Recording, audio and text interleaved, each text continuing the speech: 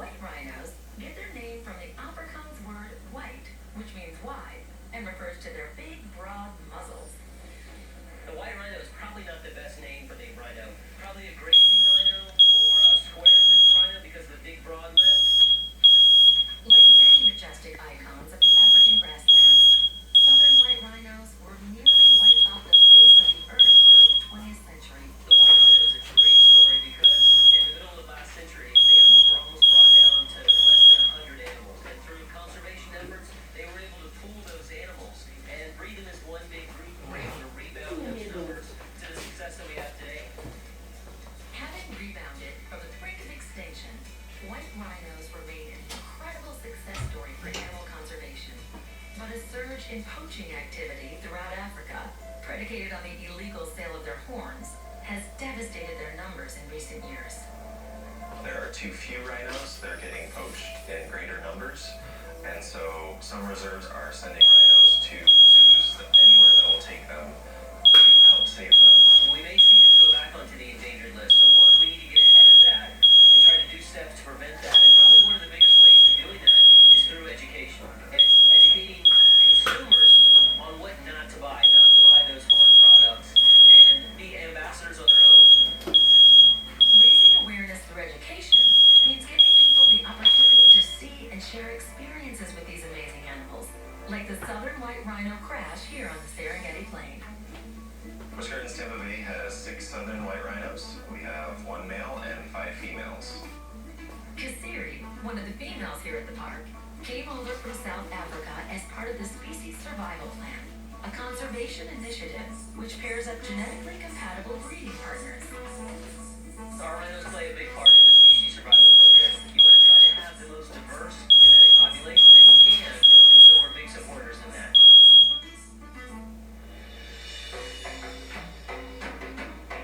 Over the years, Kasiri has given birth to 3 healthy calves. She's been an exceptionally good mom. One of her calves is still with her, which is about 2 years old, which is kind of the normal span between calves, so their numbers are very slow to rebound. Kasiri is very nurturing. When she had her first calf, she was on top of it, very protective. She's a very good mother.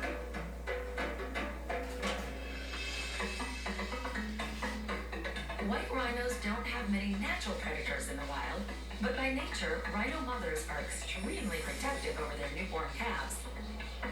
The calves are only 100, 150 pounds when they're born, so they are vulnerable to predators even though the adults are not.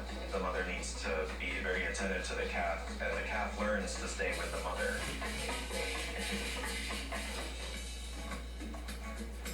Recently, the team made an exciting discovery.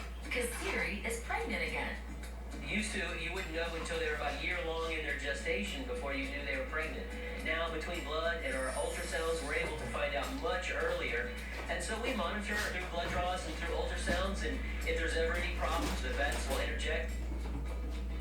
Dr. P performs an ultrasound first to confirm the pregnancy, then routinely monitors the baby's development. What's up, Big Mama? Alright, let's see if we can see any of baby this morning. Or if he or she's gonna hide from us. Our rhinos are very well conditioned to having ultrasounds performed, so they are very used to us working around them. So their cooperation and their overall willingness to work with us is crucial to us getting a good image. I'm getting a nice look at the placenta. There's a lot of fluid. But later in the pregnancy, it becomes much harder to spot baby activity on the ultrasound monitor. So as the baby gets big enough, it actually drops over the brim of the pelvis. Can't generally see baby itself, only the tissues and membranes that are associated with the baby. Baby might not be showing up on the monitor today, but with the due date quickly approaching, it won't be long before the team gets to meet Kasiri's new calf face to face. Coming up, witness the birth of Kasiri's new baby. It's absolutely adorable. It's probably the cutest baby ever. Then, what does a baby crocodile sound like? Find out later when the Wildlife Docs continues.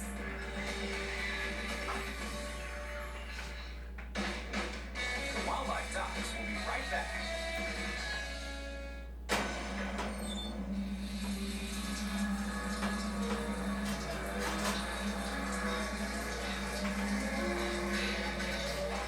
When you were home alone emergency can be... It would be, it's pretty obvious that she's having a baby. Kasiri gave birth to a 140-pound female calf named Winifred. The first thing that you notice about a white rhino baby when it's born is it's absolutely adorable. It's probably the cutest baby ever. They'll weigh about 150 pounds, and then the cool part is they'll put on about 4 pounds a day, every day for the first year. So they go from being 150 up to maybe 1,200, 1,300 pounds in their first birthday. It's an impressive growth. After spending her earliest hours resting and bonding with Mom, it was time for Winifred to get her first visit from the wildlife docks. We'll come up here and maybe get a little bit better view. The calf was just out just a minute ago. Excellent. Mom's sure looking bright. Yes. Yes, she did very good. After a calf is born, whether it be a rhino or any other species, it's important to get at least a visual assessment of that calf. Make sure that some of the potential problems that can happen soon after birth aren't present. Things like an open umbilicus or problems nursing. If you can confirm that those things are not there, that's a great step forward in that calf's life. So you see pretty good nursing and everything so far? Yeah, we have. A lot of times when Kasiri's laying down like this, the calf will go over and nurse. Once the calf is born, we don't want to interfere if everything is going well with the ability of the mom and the baby to have some bonding time. It's very important for them to get together and to really establish that strong bond between mother and calf. It's nice to see the kid out after just watching her on ultrasound for 17 months. Cute little floppy ears. And even from the pictures, it already looks like she's, put on her 4 pounds for the day already. The calf looked great today. We didn't see any problems. It was very bright and active. It looks strong for its age at this point. Everything so far looks like this calf's going to be healthy. Calf's 48 hours old almost. Doing great, doing everything we want to see those calves do. Tell the guys how to keep her up here in the pen after she's going to birth out. We usually do it for about 7 to 10 days. Make sure the calf's got good strong legs, and then we'll intro them back into the crash and then out onto the bell.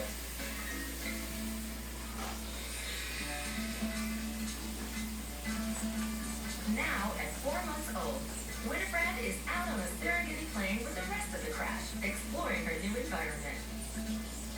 She is super into attention. She's super into tactile, which is a fancy word for, rub downs or touching her. She'll just lay there and take little scratches and rubbies. So she's super playful when she goes out in the mornings. She's a hoot. Winifred may already weigh a whopping 500 pounds, but for now, as this young calf continues to nurse and learn the ropes, she'll stick close to Kasiri. She's been a very good attentive mom, takes very good care of them. So it's fun to watch her from when she was young to now when she's being a really good mother. Winifred is still nursing right now. She'll be nursing up until she's a year and a half. But something she is doing recently is she's starting to eat hay and alfalfa.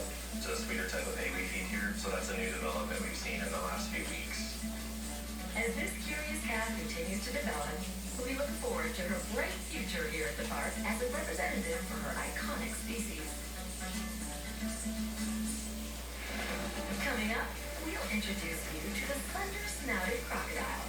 This species is critically endangered because there's only believed to be right around 50 animals in the wild. Witness the hatching of this rare species. Next, for the Wildlife Docs continues. The Wildlife Docs will be right back. Attention oxygen therapy users. If you've been chained to an oxygen tank, then you know they're a burden. Tanks keep you from living the life you love. I was on oxygen tanks, and I couldn't go anywhere, do much of anything. I didn't dare go far. It's time to reclaim your independence with an Imogen One oxygen concentrator. Imogen makes its own oxygen from the air around you, so you'll never worry about running out of oxygen again. I wasn't going to run out of oxygen ever, and it was like freedom. I got my life back. I really love my energy. The Imogen One G4 is lightweight and compact. Plus, it's battery operated, so you can... Believe me if I told you that a certain scaled, cold-blooded creature can do it too. Today, we'll have the rare pleasure of welcoming some critically endangered, slender-snouted crocodile hatchlings right here at Busch Gardens, Tampa Bay. And trust me, you won't believe your ears. Large, lizard-like, and carnivorous. These members of the reptile family are as menacing as they are unmistakable. Crocodiles make up the largest tax of reptiles in the world, so there's a very large variety of crocodilians out there. Of the 23 species of crocodilians, true crocodiles exist on a considerably broad scale. Crocodiles themselves make up about 15 species right now currently listed. Some of the oldest reptiles in the world, these cold-blooded creatures have stalked the earth for some 200 million years. But believe it or not, there are still some species that experts have yet to make heads or tails of. The slender-snouted crocodile is still a pretty limited species on the data that's out there about them. There's many things that we're still left to learn.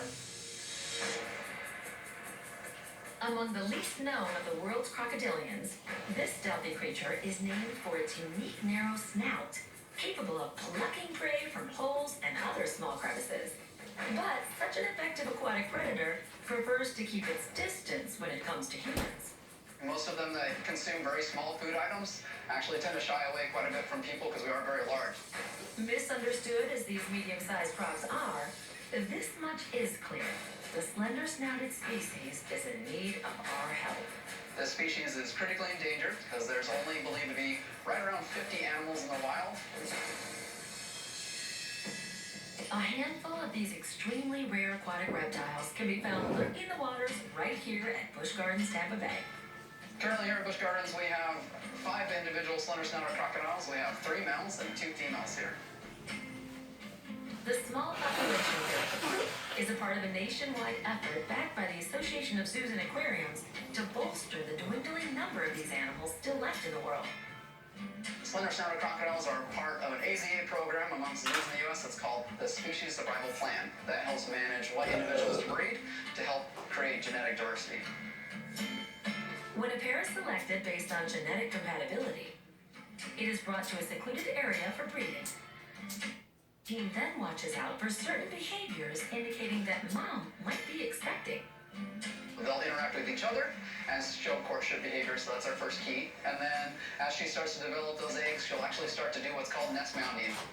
Despite a surly reputation, female crocodiles are actually quite caring mothers.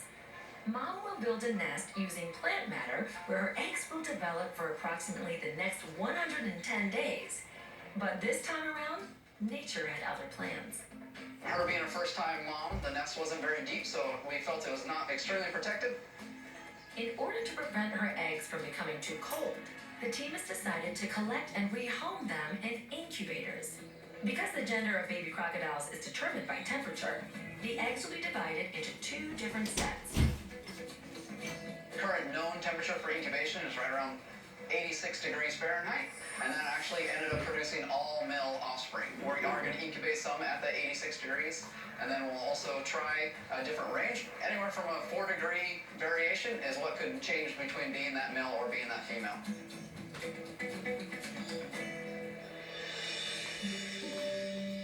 After about 3 months in incubation, the team has started hearing chirping sounds coming from the eggs, a surefire sign that some of the hatchlings will be making their debut any day now. Right before they reach that point of hatching out of their egg and cutting that inner membrane with their egg tooth, they start to emit what we call the alligator barking noise.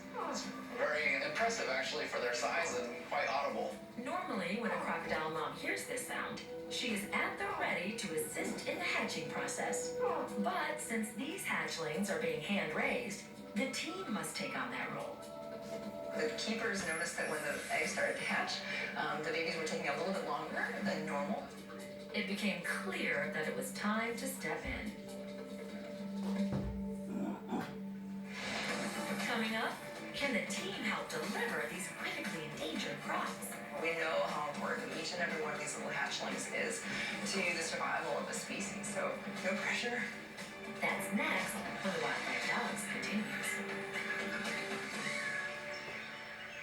The Wildlife Docs will be right back. For more than 150 years, Brinks has been trusted with keeping your money safe. Now, Brinks introduces the Brinks Prepaid MasterCard to help protect what matters most to you. When security matters most to your family, you can trust Brinks. Managing a family is a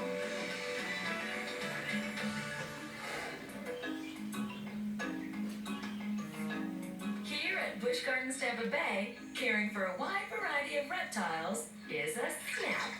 For the past several months, team has been incubating slender-snouted crocodile eggs in order to give these critically endangered creatures a better chance at survival. And now, to the team's delight, 2 healthy hatchlings have arrived. This being the first crocodilian I've ever had the opportunity to assist in hatching out was a great experience. Just days after their birth, the newly emerged hatchlings are being closely monitored inside the reptile house. Those hatchlings are set up in a back area currently with a nice filtered water system and plenty of heat to keep them warm.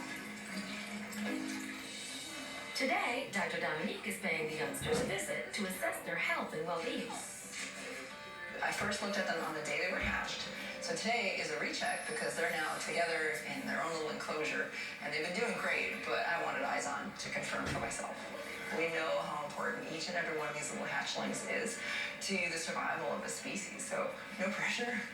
What I really want to look at is the umbilicus. They can be prone to infections from the umbilicus or navel site, so we watch them really closely if we have to assist hatch, because what we don't want to do is miss any signs of infection that we can catch and treat early. It looks perfect. Next, the team will record the weight and length of each hatchling. 87 is what we consistently get, 87. You never know they were assist hatchlings. They just look great. They're eating well, they're gaining weight. So he's in good body condition, and this one's such a talker. The final step of today's exam is to apply a marking to each of the hatchlings as a form of identification. It's really important for me to be able to follow the clinical case so that we can keep them separate in the medical records. And the easiest way to do this with the crocodilians, especially those that are going to be in water, is to put something like a waterproof enamel on them as an identifier. All right, kid, you look great. I'm so pleased to see him on those ones. They look amazing. They're just so bright and sassy. Given that I'm kind of attached to these little guys, I'm going to be checking on them pretty regularly, probably at least once a week. And then I'll start spacing that out. Once they're a couple months old, I probably won't need to check on them, but maybe once a month or once every couple months. They may be small now, but these baby crocodiles are making a big impact on the future of this critically endangered species. And that's something we can really sink our teeth into.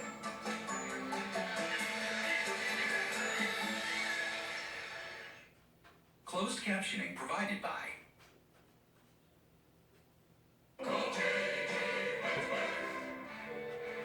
JG Wentworth.